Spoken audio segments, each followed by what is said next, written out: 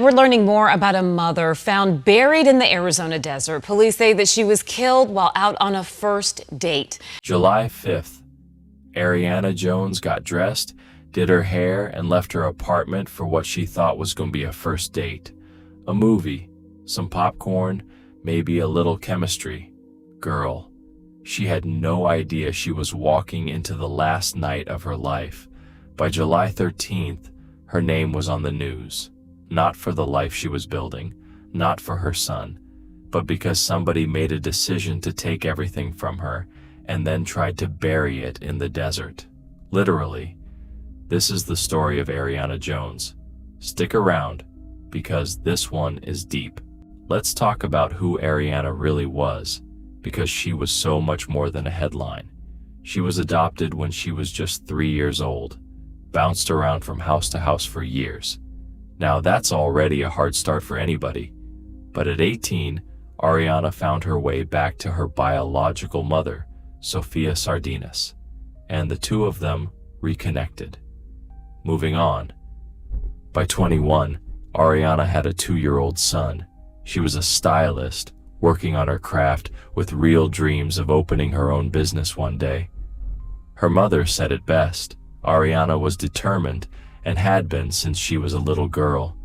She didn't just want a career, she wanted a family, a stable one, something she didn't always have growing up.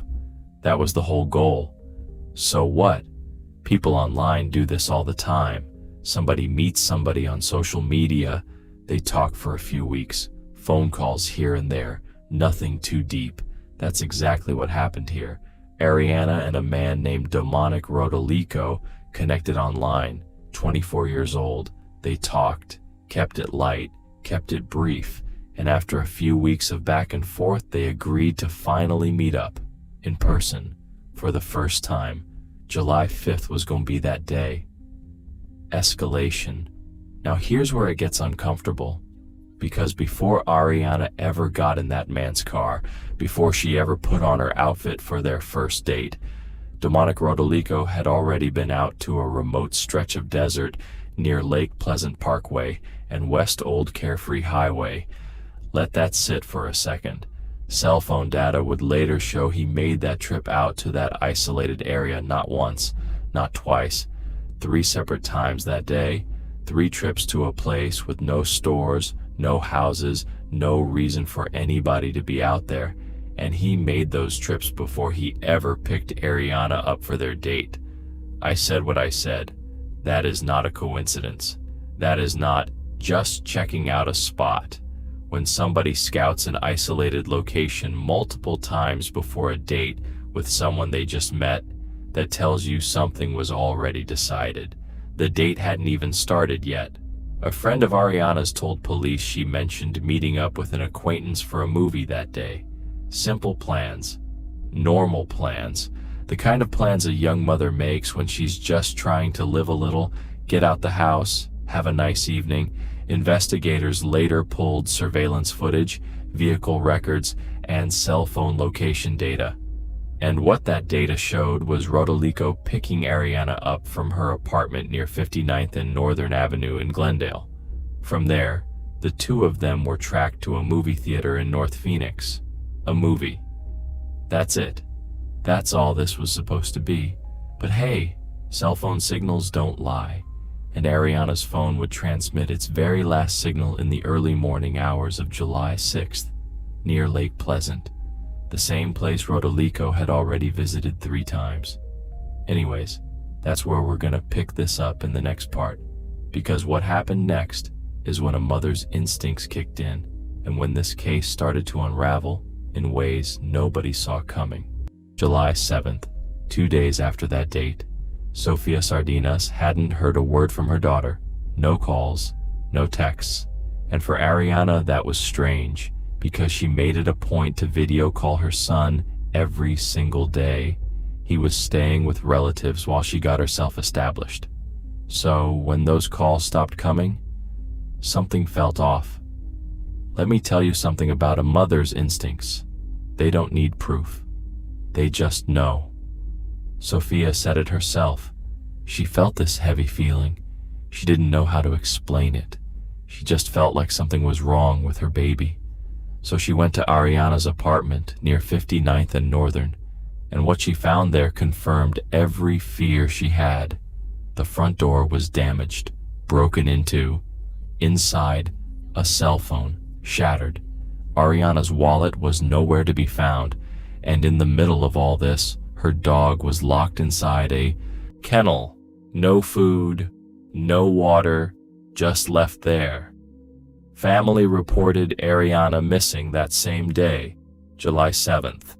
Now here's what makes this even harder. Sofia believes her daughter fought. She said it plainly. She knows her daughter, and Ariana would not have let somebody do that to her without fighting back to get to her son. That boy was her reason for everything. Detectives moved fast. They pulled surveillance video, vehicle alert records, and cell phone location data, piecing together exactly where Ariana went on July 5th and who she went there with.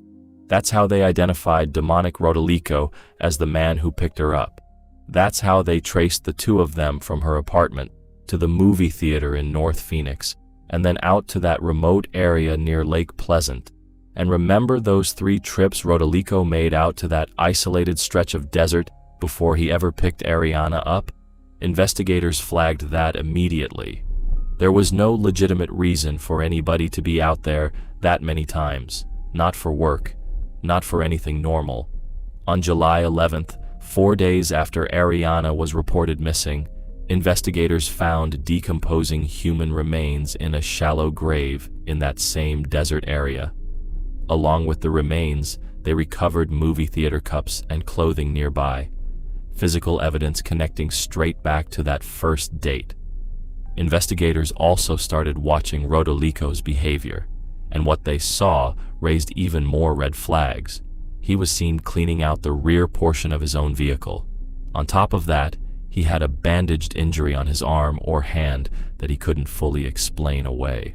When detectives brought him in for questioning, Rodolico told them a story. He claimed that he and Ariana had been approached by a group of unidentified men out there. He said those men attacked them, stabbed Ariana, and that he managed to escape. Period.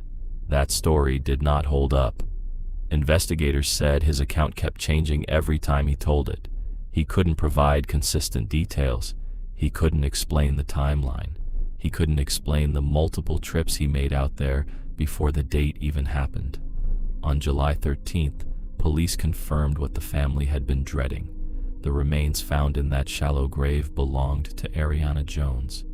Domonic Rodolico was arrested on July 11th and charged with first-degree murder. He's currently being held on a $2 million cash bond. As of now, Ariana's official cause of death has not been released.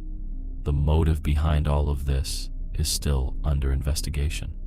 But hey, based on the timeline alone, based on those 3 trips out to an isolated location before he ever laid eyes on her in person, this is a case investigators believe was planned from the very beginning.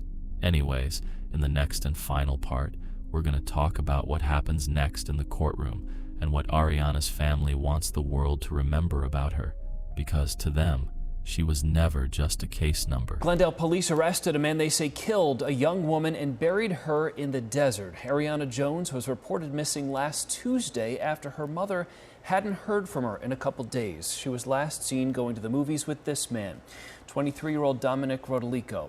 On Saturday, her remains were found in a shallow grave near Lake Pleasant. Rodolico is now charged with first-degree murder. He's being held on a $2 million bond. And tonight we are hearing from Ariana's mother, who again reported her missing. She spent all of last week searching for her daughter and told our Molly McBride this is not the ending that she had imagined. Her mother says her daughter was so much more than a headline. She doesn't want her to be defined by what happened to her, and instead by who she was.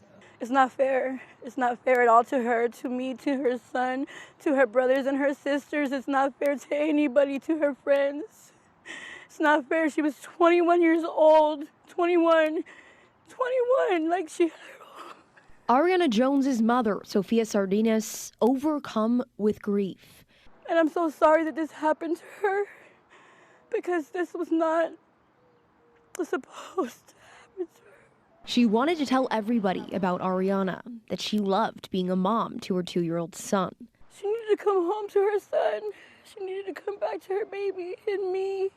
And that she hadn't had the easiest childhood. She says Ariana was adopted when she was 3 and bounced around from house to house.